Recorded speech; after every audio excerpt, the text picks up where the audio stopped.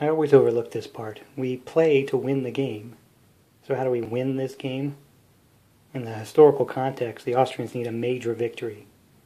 In the game terms, that's defined as killing 50% of your opponent's pieces.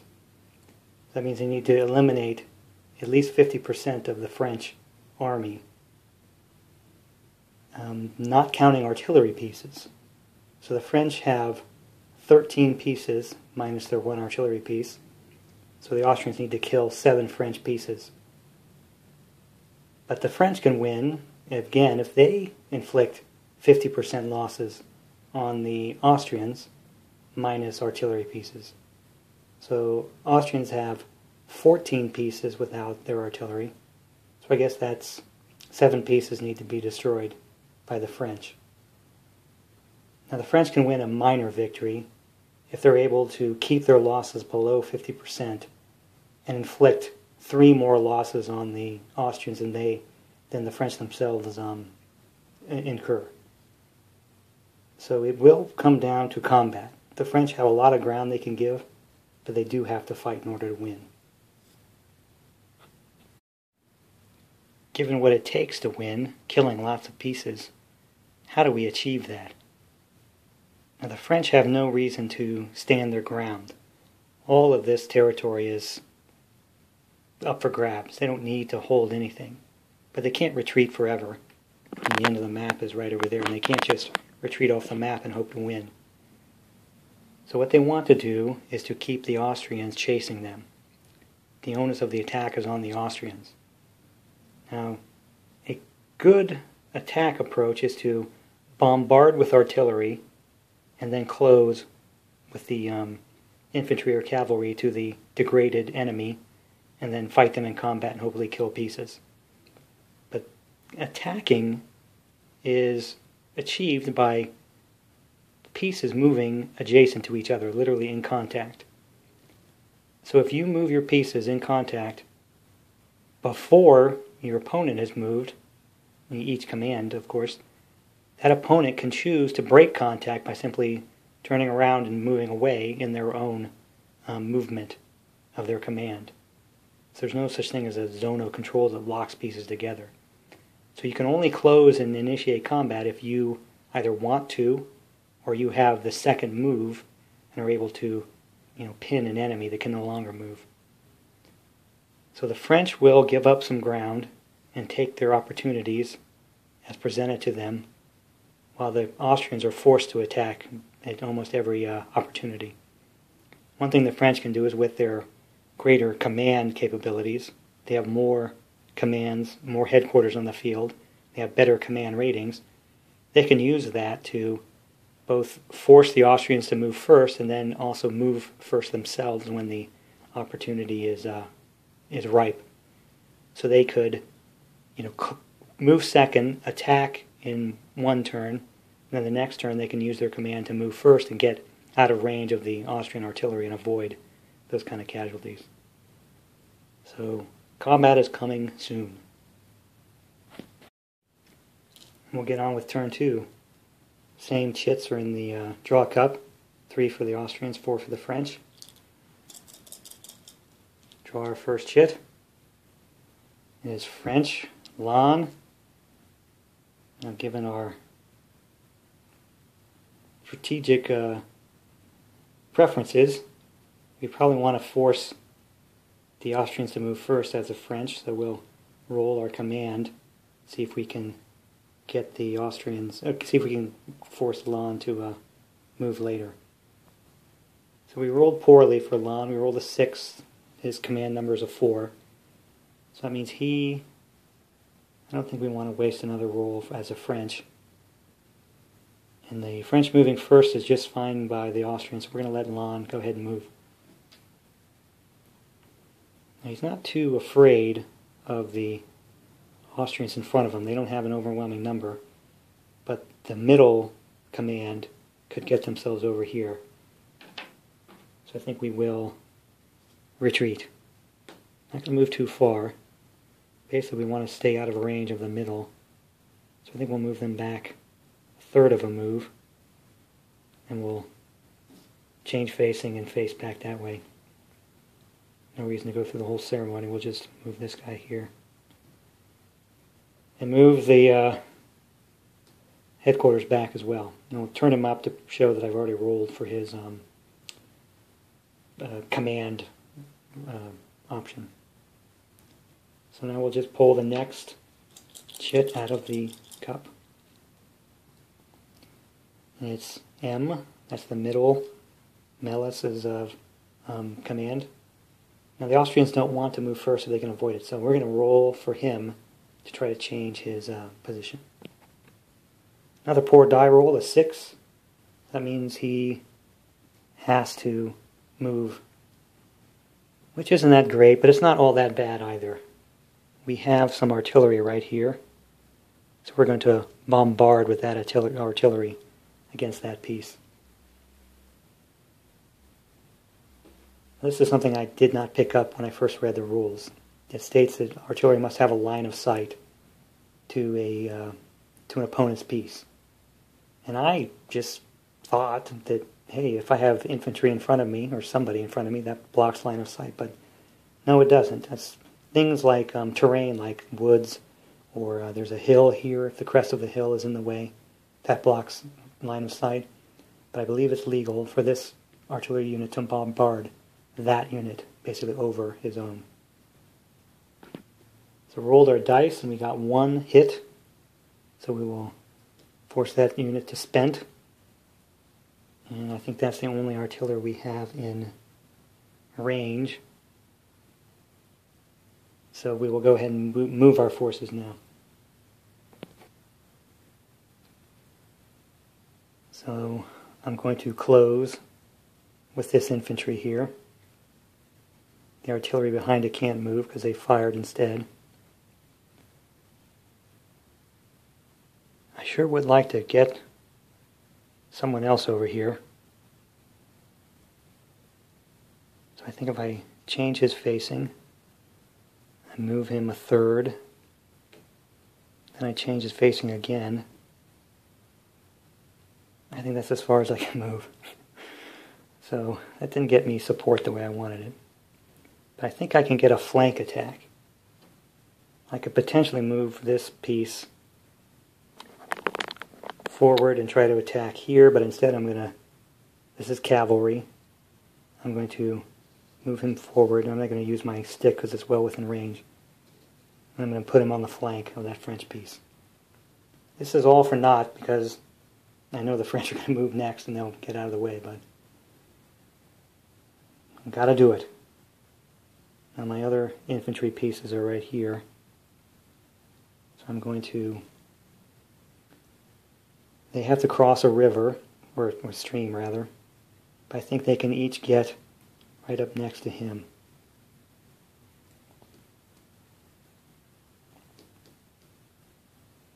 So I've made contact in 2 places.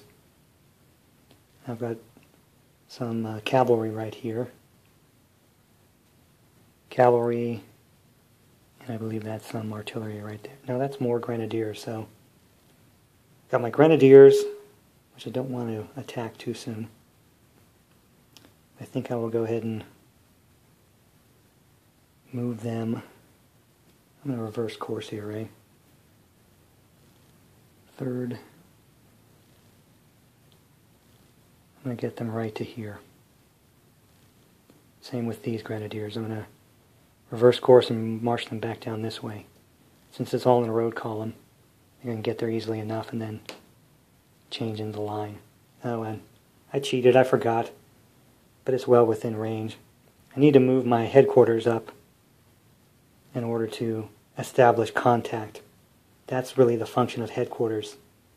The dual function. One is to serve as a command chit, but you must be in range of your units in order for them to make contact.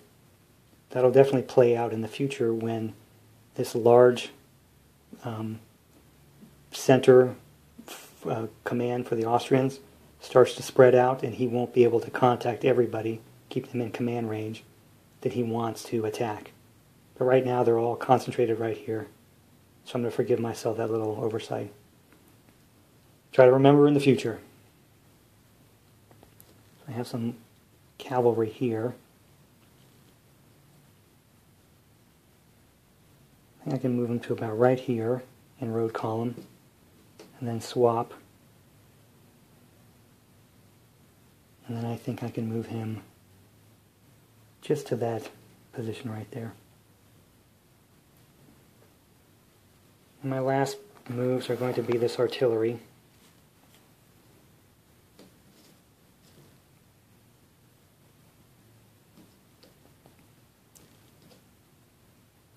And here.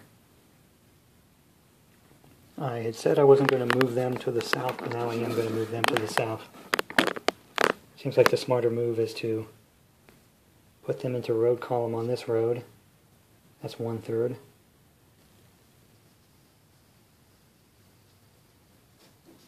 Two-thirds. And I'm going to get them right to there in road column march formation.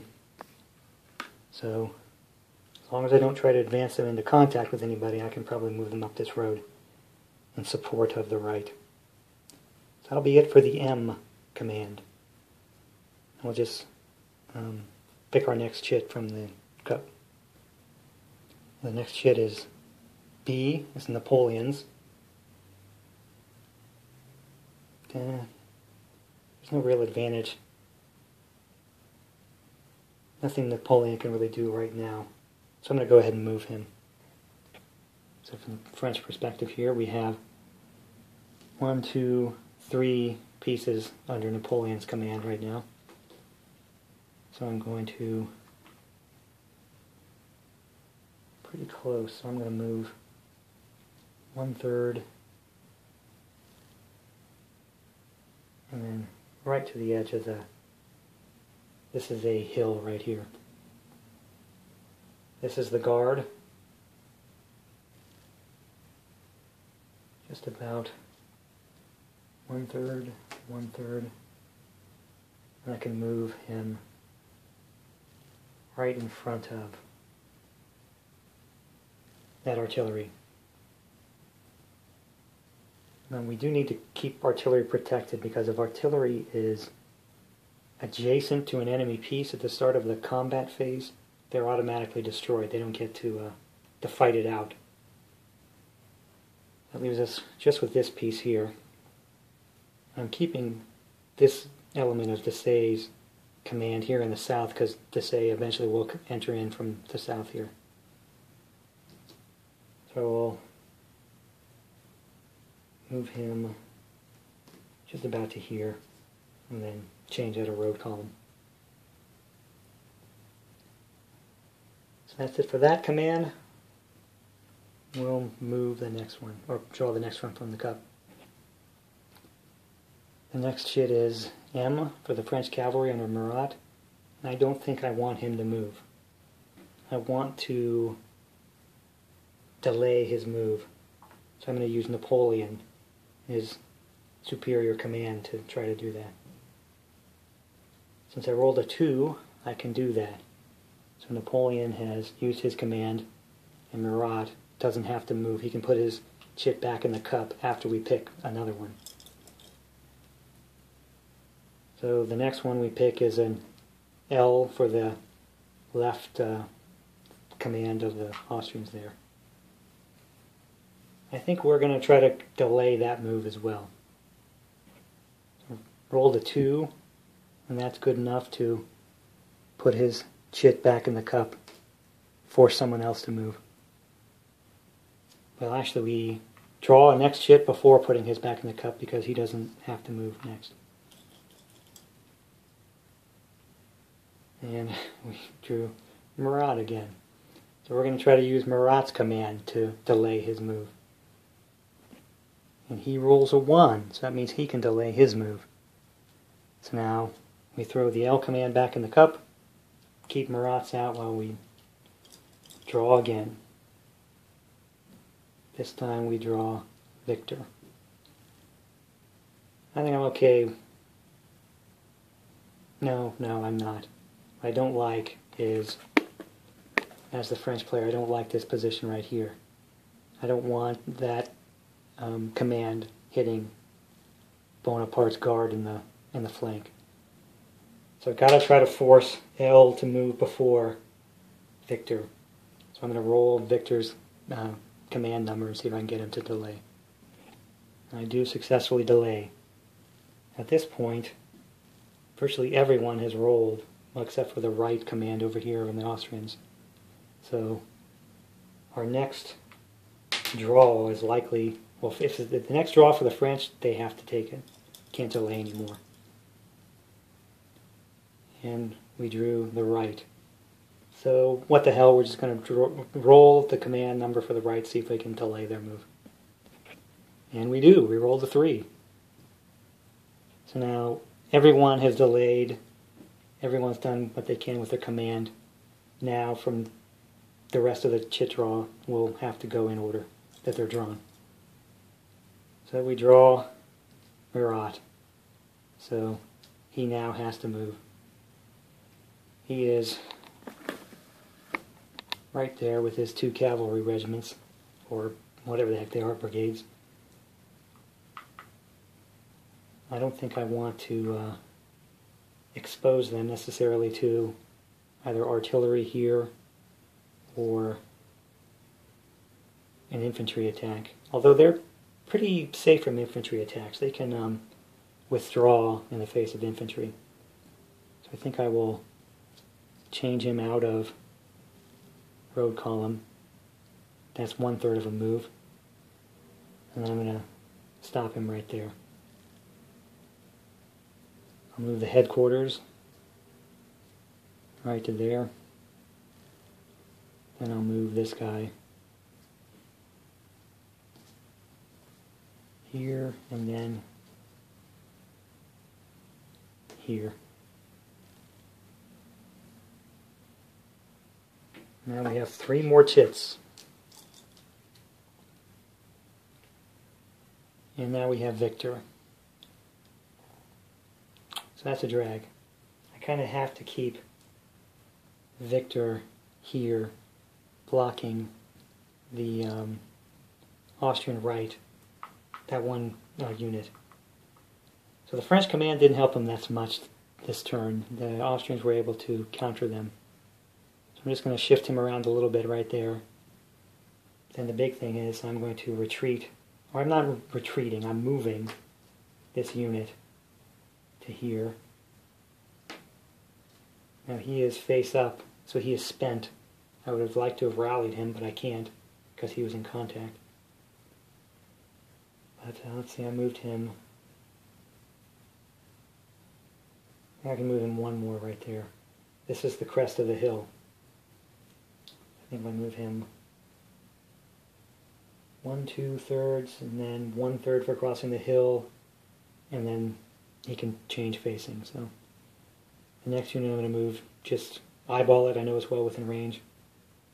I'll move Victor back, and this unit I'm going to break contact as well.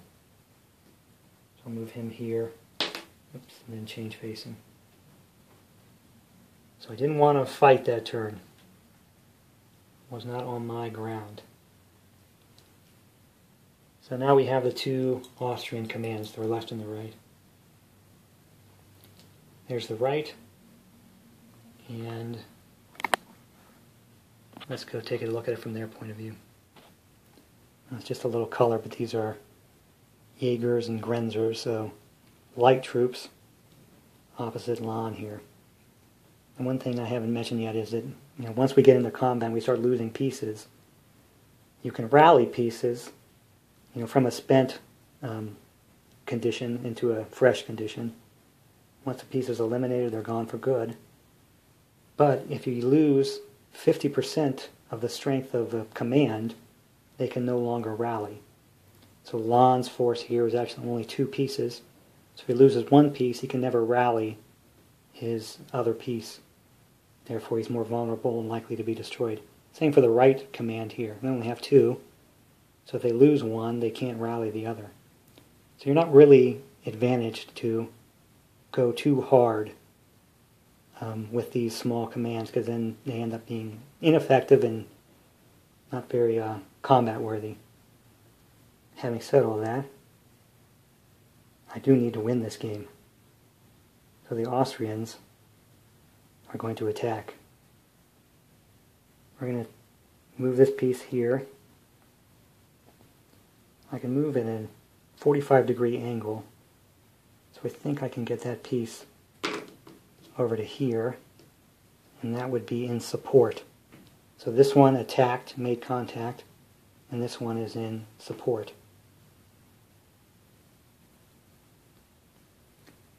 So that'll finish that movement. So now all we have left is the L command, the left of the Austrian position here.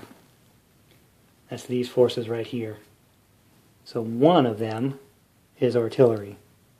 So I'm going to, I think I can bombard, I don't think I can bombard this direction because of the woods there. I think that would be illegal. That would be a blocked line of sight. I think I can bombard this direction against that cavalry. So we'll go ahead and throw the dice and try to do some damage to that cavalry. So we managed one hit on that cavalry. It's hard for infantry, or impossible for infantry, to chase down cavalry because they can just retreat before any combats. So instead we're going to march this infantry forward and do contact here. I think I can get that infantry into contact there, which is in support. And this last piece of infantry, I'm going to move right to there to try to protect my artillery. So all the chits are out of the cup. Now we just go to the combat phase. And we have 2 places in contact for combat. And combat is just rolling dice. You throw 3 dice for each fire, and a 4 through 6 on a 6-sided die results in a hit. So basically it's 3 coin flips. So first we'll roll our dice over here. In this case, fires are simultaneous, and the Austrians roll 2 hits. So first hit causes it to become spent, that French unit. The second hit forces a retreat. If there was a third hit, that would be a destroyed piece. But the French managed to get away. They retreat a third of a move here and are spent. Now, the French had 1 hit, so that Austrian infantry will become spent. Since contact is broken, there's no more fighting right there. So we'll go to this spot here. Each side inflicted 1 casualty. So they both become spent. That means 2 more casualties will destroy the piece. So at this point, a round of combat is completed, and the sides can decide what to do. They can either remain in contact and roll again, fight another round. In this case, I'm going to have the Austrians retreat that lead piece, but advance the support piece. That's the advantage of a support in combat, is that they can continue the battle. And the French, because they're already spent, don't want to become lost, so they are going to retreat. And contact is broken, no more combats, and that'll conclude the turn. So largely, the armies are now in contact. The Austrians tried to envelop the flank here and had kind of got there. They are now faced by the cavalry, which can be a pretty formidable opponent. But otherwise, they're trying to close here, and the French are trying to keep their distance just long enough to trade space for time. But they haven't had an opportunity to bring their own artillery to bear, but they faced a couple of shots by the Austrian artillery.